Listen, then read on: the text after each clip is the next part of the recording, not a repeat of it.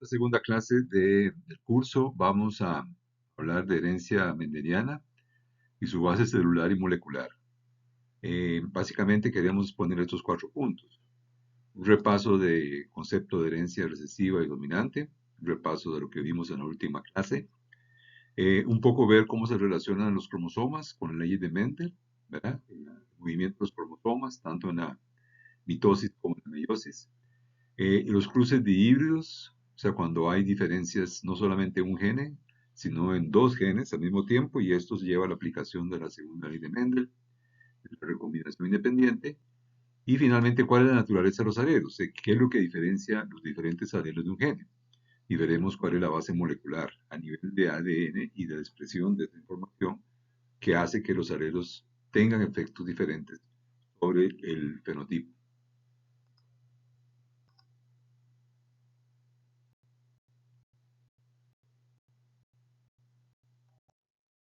En primer lugar, repasemos esta lámina que vimos la última vez, la herencia autosómica recesiva. Autosómica porque puede afectar igual a los dos sexos, hombres y mujeres, no está relacionada con ningún sexo. Y recesiva porque recesiva quiere decir para que ocurra, se exprese una enfermedad o característica recesiva, tiene que haber 2 alelos recesivos en el gene, o sea, el individuo tiene que ser homocigota recesivo. Cuando es heterocigota o cuando es homocigota para el alelo normal, en este caso dominante, se expresa un fenotipo, en este caso sano, digamos, o que no presenta una característica. En la herencia autosómica recesiva puede ocurrir que nazcan individuos afectados a partir de padres normales, como están aquí. Pero claro, este proceso solo ocurre cuando los dos padres son portadores, cuando son heterocigotas. Cuando son heterocigotas puede darse el caso de que reciba un cromosoma con el alelo recesivo del padre y otro cromosoma con el alelo recesivo de la madre. Y en ese caso se forma el individuo afectado homocigota recesivo. Se espera que nazca un cuarto de individuos afectados o homocigotas recesivos, la mitad portadores, o sea, heterocigotas, y una cuarta parte de homocigotas dominantes sanos, que se trate de una enfermedad.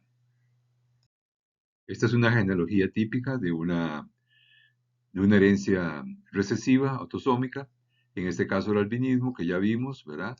Y de forma general, esta herencia se muestra como que aparecen individuos con la característica generaciones alternadas, ¿verdad? No todas las generaciones, sino que eventualmente una generación pasan algunas sin característica, después aparece, y eso se debe a carácter recesivo de la enfermedad, ¿verdad? Que puede esconderse, digamos, en portadores sin que se exprese, pero aparecerá cuando 2 individuos portadores eh, tengan matrimonio.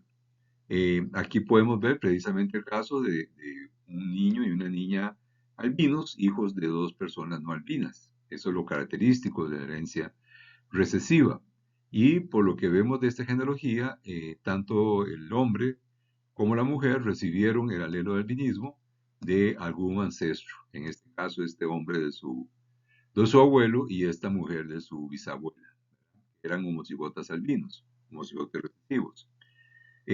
Con esta información podemos adivinar que, respondiendo a esta pregunta, de que el individuo 1 que está aquí, como es normal, no sabemos si es heterocigota o homocigota, ¿verdad? Mejor no dibujo los genotipos porque quedan muy feos con esta presentación. Pero bueno, este puede ser heterocigota o homocigota, tal vez expresarlo así, ¿verdad? Es un individuo que tiene el alelo dominante, pero el otro no sabemos cuál es. En el caso del individuo 2 de esta mujer aquí, eh, eh, sí sabemos una cosa. Esta persona es hija de un individuo homocigota a minúscula, como este que está aquí, porque es albino. Entonces, definitivamente esta persona tiene la minúscula. Con esta información podemos decir sin lugar a dudas de que esta persona se trata de una heterocigota o portadora, porque definitivamente recibe en la minúscula de este padre. Y esta persona posiblemente sea homocigota dominante, a mayúscula, porque no hay hijos albinos en estos grupos. Y los individuos 3 y 4, tener hijos albinos quiere decir que cada uno aportó el alelo A minúscula, ¿verdad? Obligatoriamente, para tener en dos ocasiones dos homocigotas recesivos para el alelo A minúscula, que son estos casos. Entonces, estos son definitivamente portadores, ¿verdad? Son individuos que son heterocigotas. Este es otro ejemplo de una genealogía de una de herencia recesiva autosómica. Aquí tenemos dos individuos que presentan la característica y cómo esta aparición del carácter se debe a que esta pareja es portadora, los dos, como en el caso anterior. Se usa poner un punto en esos individuos que tienen fenotipo normal, ¿verdad? Pero tienen la característica de su genotipo ser heterocigota. Son como la F1 de un cruce mendeliano. Y entonces, es perfectamente importante señalar que son normales especiales, porque tienen la capacidad de transmitir la enfermedad. Vean ustedes que bajo este mismo criterio, estas personas también son todas portadoras, ¿verdad? Porque tienen una madre homocigota recesiva A minúscula minúscula, y seguramente este individuo es homocigota dominante, y entonces todos son portadores. Una estudiante del grupo me señaló eso y es cierto. Lo que pasa es que no se señalan aquí porque no tienen hijos y no sabemos con certeza cómo será su genotipo, pero por aquí podemos deducirlo. ¿Ok? Entonces, es otro ejemplo de una genealogía de herencia autosómica recesiva. En herencia autosómica dominante, la situación es diferente, ¿verdad? Aquí tenemos que pensar que el alelo recesivo es el alelo normal y el alelo mutante que produce una enfermedad es dominante. Entonces, esto para que vean que no, lo que sea un alelo recesivo dominante no tiene nada que ver con el fenotipo que produce. Puede ser que el alelo normal sea recesivo o el alelo normal sea dominante. Muchas enfermedades genéticas que se transmiten realmente a través de las familias son recesivas. Y eso es producto de que son mutaciones que hacen que los genes no funcionen, perdón, y entonces solo una copia del alelo dominante en los heterocigotos es suficiente para restablecer el fenotipo normal. Pero eso no siempre ocurre. Hay mutaciones que expresan en forma dominante, o sea, los heterocigotos están afectados, como este caso que está aquí. Entonces, cuando es una herencia dominante, siempre la mitad de los gametos que va a producir el padre afectado en este caso serán alelos dominantes que producen la enfermedad. Entonces, se espera que la mitad de los hijos sean portadores, perdón, sí, serían portadores y también serían afectados al mismo tiempo, ¿verdad? Estos dos niños que están aquí, un varón y una mujer, para indicar que tampoco hay relación con el sexo, y la madre está aportando el cromosoma normal, tanto a los heterocigotos como en aquellos casos en que el hombre heredó el cromosoma normal y entonces aparecen niños no afectados. En herencia dominante es más rara que ocurra, pero ocurre y siempre casi todas las generaciones tienen ejemplos de individuos afectados. Un ejemplo que veremos a continuación es la enfermedad de Huntington, que es una enfermedad genética que se manifiesta solo a una edad avanzada de la persona y que se parece un poco a la enfermedad de Parkinson, ¿verdad? Problemas de coordinación motora, depresión mental y diferentes problemas relacionados con el desarrollo del cerebro, que solo se expresan a una edad avanzada, eso es importante. Veamos lo que produce la enfermedad de Huntington. Eh, Como les dije, es una enfermedad neurodegenerativa, o sea que es un defecto que va ocurriendo en el desarrollo de las neuronas cerebrales, especialmente en esta región central del cerebro que se llama el ganglio basal. Y ahí las neuronas comienzan a tener problemas para funcionar y eso trae todos los trastornos neurológicos que ocurren después de más o menos 40, 50 años de edad. La enfermedad es transmitida, como ustedes ven, de una forma dominante, ¿verdad? En este caso vemos como estos dos afectados son hijos de un padre afectado y en este caso todos estos individuos son heterocigotas porque la presencia de un solo alelo es suficiente para producir enfermedad. Eh, y la enfermedad se transmite porque precisamente solo aparece de una forma muy fuerte después de que la persona pasa su edad reproductiva. Y entonces, digamos, porque eso permite que tenga hijos y entonces la enfermedad reaparecerá después de una edad determinada y así sigue la cosa. El gene que produce esta enfermedad está localizado en el cromosoma 4 humano, en una posición dentro del brazo pequeño del cromosoma, y se llama el gene HTT o HD, que produce una proteína que se llama la huntingtina, que es una proteína importante para el desarrollo y funcionamiento de las neuronas. Lo que ocurre es que en ese gene, normalmente, en el alelo normal, hay una o dos repeticiones de tres nucleótidos, CAG, CAG. Este nucleótido determina la colocación de un aminoácido que se llama glutamina en la proteína y esa glutamina forma parte de la secuencia de aminoácidos que forma la huntingtina. Pero en el alelo que produce la enfermedad, esta réplica de esta tripleta, ¿verdad?, que forma un codón, se ocurre muchas veces, se replica hasta llegar inclusive hasta 30 repeticiones. Eso debido a errores en la duplicación del ADN que van ocurriendo y se van acumulando hasta el punto en que se produce una huntingtina, una proteína que tiene una secuencia larga de glutaminas. Esta proteína ya no sirve, digamos, y entonces es ahí donde aparece la enfermedad. Y con solo la producción, imaginemos que del otro lado esté el alelo normal, ¿verdad? Con solo dos copias de la CAG. La producción de una mitad de la producción de la proteína, digamos, la que viene del alelo normal, es suficiente para que la enfermedad ocurra. Es como que la acumulación de proteína efectuosa en una cantidad inclusive no total, sino parcial, es suficiente para que se desencadene la enfermedad. Por eso es un alelo dominante. Ahora vamos a hacer una aclaración o a poner en contexto de la mitosis o meiosis la transmisión de los alelos. ¿Ok? Ya vimos el caso de herencia recesiva dominante.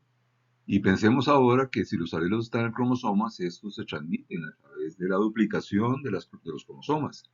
Y eso ocurre tanto en la mitosis como en la meiosis. En la mitosis es cuando en nuestros organismos los genes son transmitidos entre células, desde que tenemos la primera célula del individuo. Y la meiosis es la forma como los genes son transmitidos en forma de gametos entre generaciones. Y la mitosis puede ocurrir tanto en células diploides como células haploides, eso es importante. Mientras que la meiosis sí es una reproducción típica de células diploides. Veamos, por ejemplo, qué ocurre cuando tenemos una célula mitosis en una célula diploide, ¿verdad? Cuando pensamos en un gene y vamos a definirlo como un individuo heterocigota para que quede más claro el movimiento de los cromosomas, tendríamos que para ese gene existen dos cromosomas, ¿verdad? Esos dos cromosomas tienen mucho más genes que ese gene, pero ese gene, digamos que estamos visualizando, se encuentra dentro de un cromosoma. Y como cada individuo tiene dos alelos de un gene, tenemos un alelo A minúscula y otro alelo mayúscula, uno en cada uno de los dos cromosomas donde está el gene. Esta célula puede tener más cromosomas por ahí de diferente tamaño, pero vamos viendo solamente un par de cromosomas, donde estarían los dos alelos de un gene. Es un concepto importante. Cuando viene la fase S de la división celular, estos cromosomas se replican en cromátidas, ¿verdad? Entonces tendríamos ahora que cada cromosoma es doble, con dos copias de cada alelo. Siempre las cromátidas cuando se duplican lo hacen en forma, digamos, perfecta y tendríamos ahora dos copias de cada alelo en las dos cromátidas de cada uno de los dos cromosomas. Cuando viene la metafase, ¿verdad? Y entramos ya a la división celular, los dos cromosomas se colocan en forma paralela en el ecuador de la célula. En el medio de la célula, cada cromosoma se alinea a la par del otro, ¿verdad? Y cuando ocurre la anafase, las cromátidas se rompen y se separan a posiciones opuestas de cada una de las dos células que tendríamos a partir de esta división. Como resultado, cada una de las células recibe una cromátida de cada uno de los cromosomas duplicados y cuando se termina la división celular tendríamos dos células ambas heterocigotas, porque recibieron una cromátida de cada uno de los cromosomas duplicados. Si esta división ocurriera en una célula haploide, entonces tendríamos que definir cuál es el alelo que tiene la célula haploide, o el A mayúscula o el A minúscula, porque solo puede tener uno en este caso. En las células haploides solo hay una copia de cada alelo, solo hay un cromosoma de cada par que habría en una célula diploide. Entonces simplemente pensamos en un solo cromosoma, el cromosoma se duplica durante la fase S para formar dos cromátidas, este cromosoma después se alinea en la metafase, durante la metafase de la célula, en el ecuador de la célula, se separan las cromátidas y ahora cada célula hija tiene una copia de este cromosoma que es la que recibió en la cromátida que recibió durante la separación de la mitosis. ¿Ven? Es lo mismo que ocurrió aquí, se producen dos células idénticas, pero ahora esta tiene nada más un cromosoma para este cromosoma que estamos estudiando, ¿verdad? Recuerde que estamos visualizando solo uno de los cromosomas posibles que puede haber dentro de estas células. Ahora, en la meiosis, la diferencia es en la metafase de la meiosis. Siempre hay duplicación de los cromosomas para formar dos cromátidas y hacer dos copias de cada alelo. Pero ahora, el par de cromosoma, que recuerden que es un cromosoma homólogo, porque tienen los mismos genes, se alinean formando una pareja en el ecuador de la célula. Ya no uno al lado del otro, sino uno enfrente del otro, formando pares en la metafase. Estos se separan. En la anafase de la meiosis no se separan cromátidas, sino en la anafase 1 de la meiosis no se separan cromátidas, sino cromosomas duplicados. Y cada uno va a dar a dos células hijas iniciales. Después, en la segunda fase de la meiosis, estas cromátidas se separan, como ocurrió también durante la mitosis, y tenemos ahora sí la mitad de las células formadas de la meiosis A mayúscula y la otra mitad A minúscula, donde cada una de las células recibe solo uno de los cromosomas que tenía la célula original. Esta es la diferencia en el movimiento de los cromosomas en la meiosis, en la mitosis, en células haploides y en células diploides. Este juego de manos que trae un libro de genética sirve para entender la cosa, también para recordar. Uno podría mostrar pares de cromosomas como si fueran los dos dedos índices de cada mano y los coloca a la par, ¿verdad? Después, cuando se duplican, es como si uno soltara ya el otro dedo y ya son dos cromosomas duplicados, ¿ven? Esa sería la fase de la formación de las cromátidas. En la mitosis, los dos cromosomas, que son los dos dedos, se alinean uno a la par del otro y se separan las cromátidas en la anafase, que es abrir los dedos mostrando la separación de las cromátidas.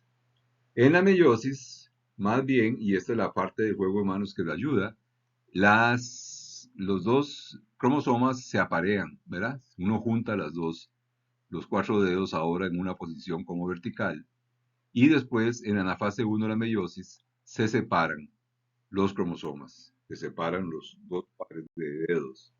Y en la anafase 2 se separan las cromátidas, o sea, el mismo movimiento que ocurre aquí. Entonces, esto es solo un truco para acordarse mejor del movimiento de los cromosomas en mitosis y meiosis. Ahora vamos a ver qué pasa cuando pensamos en dos caracteres, no solamente en uno. ¿Verdad? Un carácter y pensamos en un gene para esa variación, sino que tenemos dos características diferentes que las dos varían, ¿verdad? Es decir, cuando diferenciamos dos individuos pensando en dos variables, por ejemplo, estatura y peso, color del pelo y color de la piel, por ejemplo, y uno supone que para cada uno de esos caracteres la variación se explica por alelos en un gene. Entonces, eso es lo que permite entender ya ahora cómo se leen los caracteres cuando tenemos más de un gene. Y eso nos lleva al principio de la recombinación independiente, que es la segunda ley de Mendel. La segunda ley de Mendel puede presentarse de una forma más bonita pensando en esta familia, por ejemplo, donde los dos padres difieren mucho sus características. Es un matrimonio interracial. El hombre negroide, la mujer caucásica. Es como si tuviéramos dos líneas diferentes, ¿verdad? En los experimentos de los guisantes de Mendel. Y vemos en los hijos de ellos una gran variación de características raciales. En algunas cosas, cada niño se parece más al padre y en otras más bien a la madre. Además, vean que el color de los ojos de la mujer es diferente, entonces esa característica que aparece un poco en este niño y tal vez en ella, en estos dos no. Lo importante de esta imagen es que vean, en primer lugar, esta variación entre hermanos proviene de la meiosis, en parte, en buena parte diría yo, porque casi todas las características que nos estamos fijando, color del pelo, color de la piel, color de los ojos, son características muy determinadas por variación genética, ¿verdad? Pero muy compleja, porque no son características debidas a cada uno a un gene con dos alelos. No es que el hombre tenga alelos para color de piel negro y la mujer para color de piel blanco. Hay un montón de genes que pueden estar en diferentes condiciones en cada uno. Ahora, lo importante es ver este fenómeno, por ejemplo, en este niño, creo que el mayor de la familia, donde podemos ver un pelo que posiblemente se asemeja al que tenía el padre, un pelo más negroide, pero una piel blanca. Eso se llama recombinación. O sea, una característica que antes estaba en una línea que se cruzó, se recombina, se junta a otra característica que estaba en otra de las líneas. O sea, tenemos una especie como de rebarajeo, de reorganización de los caracteres, y entonces no siempre el color de la piel acompaña un tipo de cabello, sino que puede haber un color de la piel que se hereda de la madre y otro que se hereda del padre, por decirlo así, aunque no son exactamente iguales, por supuesto. Entonces, eso es precisamente la idea de la recombinación, es el hecho de que los caracteres no van juntos, sino que pueden recombinarse y separarse por partes. Bueno, básicamente fue lo que Mendel hizo. Comenzó a estudiar ya no solo una característica, sino dos al mismo tiempo. Y tenemos como una muestra de la variación que él encontró. Combinó el color y la forma de la semilla. Tenemos semillas lisas y semillas arrugadas. Aquí lo arrugado se ve claramente. Y tenemos semillas amarillas y semillas verdes, con todas las combinaciones posibles. Verdes arrugadas, amarillas arrugadas, amarillas lisas y verdes lisas. ¿Ven? Tenemos dos características que se combinan en cuatro fenotipos diferentes. ¿Ok? Es lo mismo en esta mazorca maíz, es básicamente los mismos genes, pero en otra especie de planta. En esta mazorca, si nos fijamos, encontramos las cuatro tipos de semillas, solo que ahora en dos colores, amarillo y morado, y semillas arrugadas y lisas. Tenemos semillas amarillas arrugadas, semillas amarillas lisas, semillas moradas lisas y semillas verdes arrugadas, ¿verdad? Es básicamente el mismo tipo de variación en otro tipo de planta. Entonces, para estudiar estos caracteres, Mendel cruzó también otra vez líneas puras, pero que eran puras para dos caracteres simultáneamente. Vamos a ver. Y aquí tenemos todo el esquema de cruzamientos de la segunda ley de Mendel. Eh, Vean que en este caso él desarrolló, digamos, en las líneas parentales tenemos dos tipos de cruces. Él desarrolló líneas donde todas las semillas nacían amarillas lisas y otra línea pura donde todas las semillas nacían verdes arrugadas. Entonces, independientemente de lo que hubiera, él sabía que los genes que determinaban esas características estaban en condición homocigota. Cuando hace el cruce, ¿verdad? Aquí hace el cruce y obtiene la F1, obtiene una F1 de semillas amarillas y lisas. Quiere decir que además del amarillo, el carácter liso es dominante sobre el arrugado. Y en este caso tenemos lo que se supondría es una planta heterocigota, pero ya no solamente para un gene, sino para dos. El mismo resultado él consigue si cruza ahora semillas amarillas arrugadas y semillas lisas verdes. Vean que ahora está combinando en una misma línea un carácter recesivo, como es el verde, junto a un carácter dominante, como es el carácter liso. Lo mismo en esta línea. Cuando cruza estas plantas, obtiene nuevamente F1 también amarillas y lisas, ¿verdad? Ahora, cuando hace el cruce entre dos plantas F1 para obtener la F2, que sería todo esto, ahora obtiene cuatro fenotipos, ¿verdad?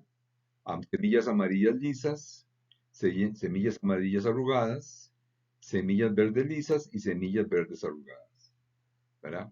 O sea, si nos fijamos en esta descendencia y nos recordamos que cada una de esa descendencia viene de un cruce parental original que puede ser este o este, vemos que en la F2 aparecen fenotipos que no estaban en las líneas parentales. Por ejemplo, estas líneas parentales eran semillas amarillas lisas y semillas verdes arrugadas. Y ahora en la F1 aparecen semillas amarillas arrugadas y semillas verdes lisas. Estos dos tipos no estaban en la línea parental, es producto de la recombinación precisamente. Y entonces lo que él propone es que ahora, en vez de tener un solo gene, tenemos dos, cada uno con dos alelos, el gene G que tiene el alelo G mayúscula que produce el color amarillo y el alelo G minúscula que produce el color verde. Y otro gene diferente, que sería el gene W, que está aquí, con un alelo W mayúscula que produce el carácter liso y un alelo W minúscula que produce el carácter arrugado. Cada uno de los gametos que produce cada línea parental solo tiene un alelo de cada gene. Entonces esta línea produce solo gametos E mayúscula, W mayúscula, porque es una línea homocigota GGWW mayúscula. Y esta línea solo produce gametos G minúscula, W minúscula, porque viene de una doble homocigota recesiva. Solo estos gametos puede producir. La F1 entonces es heterocigota para dos genes. G, ¿verdad? A ver si me sale el G minúscula. Y heterocigota también para el gene W minúscula. W, con dos alelos, uno dominante y otro recesivo.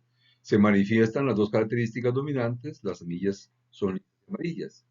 En la producción de los gametos para el F2 es donde aparece la gran idea de él. Estos alelos de este gene se combinan al azar con los alelos del otro gene. Entonces se va a formar GW mayúscula, gametos GW mayúscula, en una frecuencia de un cuarto. Porque si los gametos G mayúscula se producen en una frecuencia de un medio y estos en un medio por un medio, da un cuarto. Igual los otros gametos, voy a poner solamente uno más. G mayúscula, W minúscula. También se producen en frecuencia de un cuarto, porque es la producción de gametos al azar.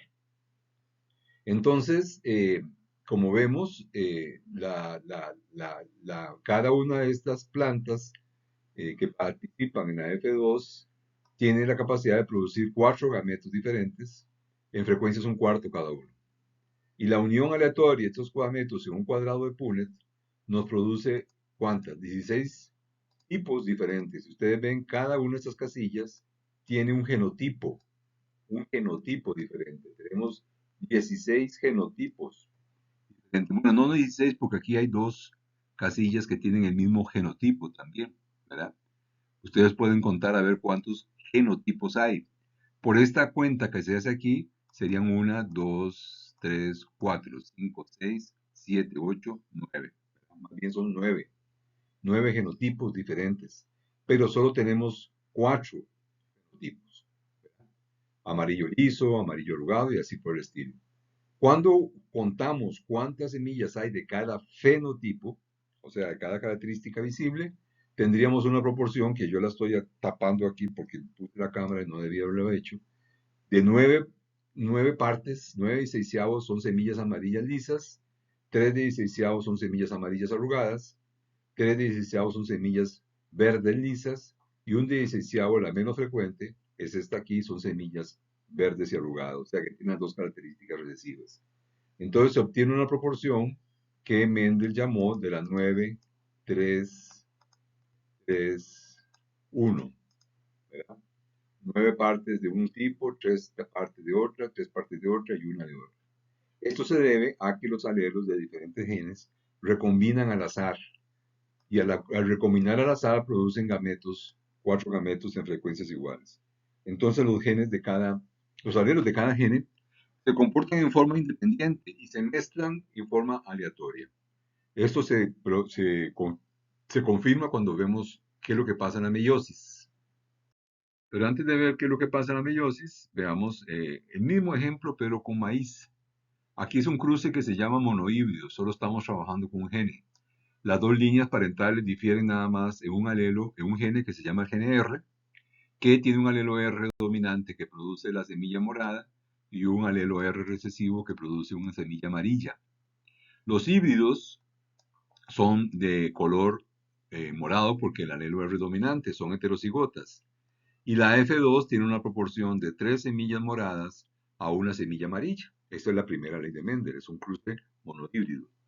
Pero aquí tenemos un cruce de híbrido.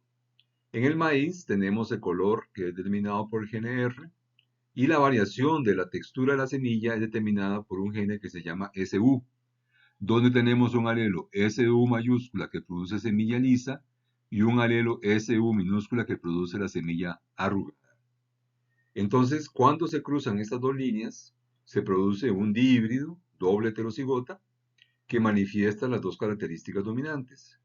Y cuando cruzamos dos plantas, F1, tenemos la F2, y vamos a ver que en esta mazorca tenemos una proporción de 9 partes de semillas amarillas lisas, 3 partes de semillas amarillas arrugadas, que son estas que se ven aquí, 3 partes de semillas amarillas lisas, no, amarillas, eh, perdón, y ahora me enredé.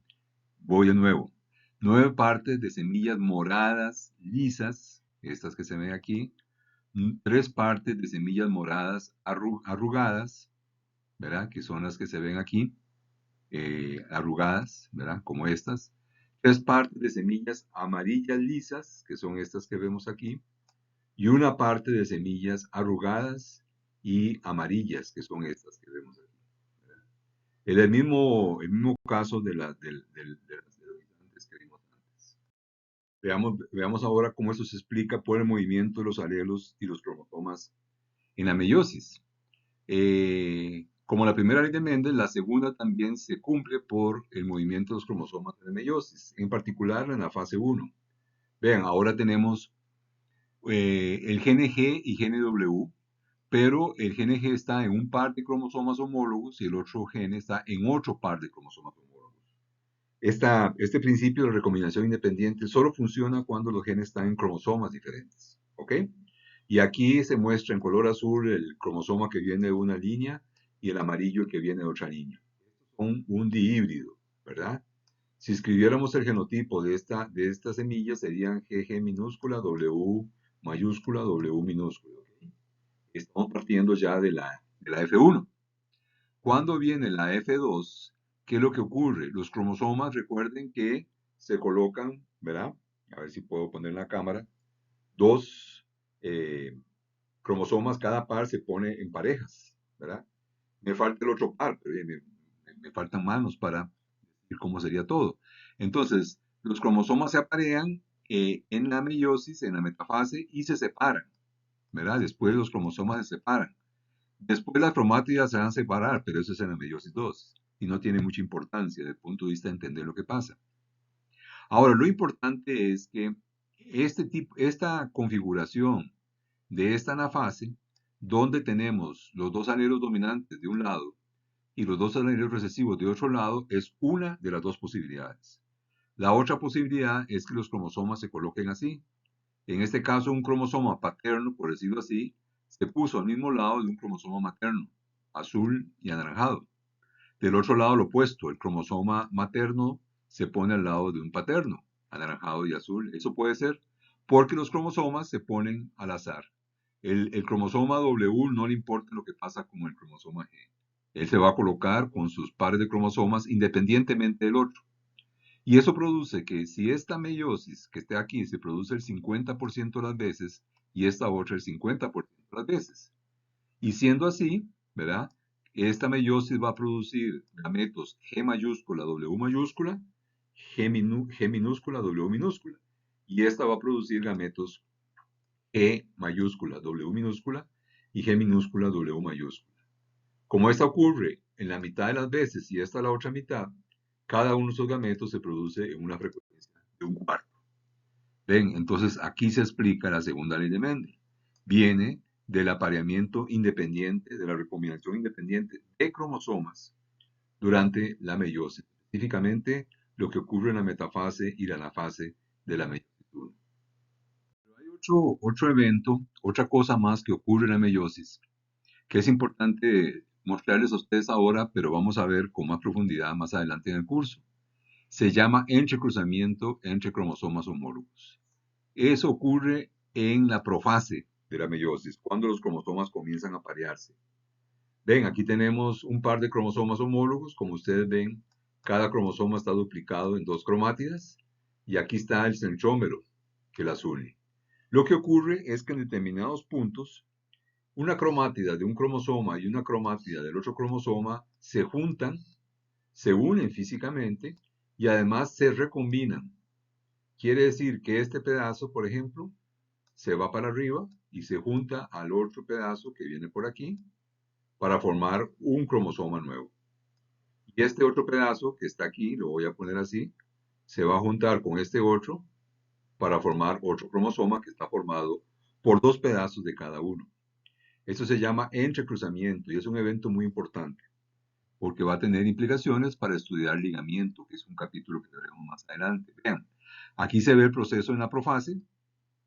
Tenemos los mismos dos pares de cromosomas, uno paterno y otro materno. Aquí están en el inicio de la profase, no están todavía entrecruzados, pero aquí se puede ver en la fase que se llama diplonema que se forman unos puntos de unión que se llaman quiasmas. Aquí está con CH, se puede escribir también con Q, quiasmas. Entonces, en esos puntos, que esto sería el quiasma precisamente, los cromosomas se quiebran y se recombinan entre cromosomas diferentes. Aquí se puede ver en este dibujo, ¿verdad? Ya al final de la profase, y tal vez un poquito se ve mejor en este otro, como este cromosoma, por ejemplo, que se ve aquí, tiene un pedazo azul y la punta anaranjada. Tanto este como de este lado también. O sea, sus 2 cromátidas recombinaron. Y del lado opuesto, este otro cromosoma, que su mayor parte es anaranjado, tiene un pedacito azul en sus extremos, por la recombinación que hizo, el entrecruzamiento que hizo con los otros dos, con el otro cromosoma. ¿Ven? El otro cromosoma también muestra señales de haber entrecruzado pedacitos de cromátidas con el otro cromosoma que está enfrente. Y a la hora de que se produce la final de la meiosis, es muy interesante porque ahora ya este cromosoma es un cromosoma, por lo menos esta cromátida que está aquí, esta que está aquí, nueva porque ya está compuesta de una mezcla de pedazos del cromosoma azul con cromosoma anaranjado. O sea, un pedazo del cromosoma paterno con pedacitos del materno. ¿Ven? Eso produce más variación todavía en la meiosis, porque ahora estamos generando cromosomas que no estaban presentes en la línea, en las líneas parentales. Ya no solamente hay recombinación entre cromosomas, sino también dentro de cromosomas. Esto lo veremos con más detalle más adelante en el curso.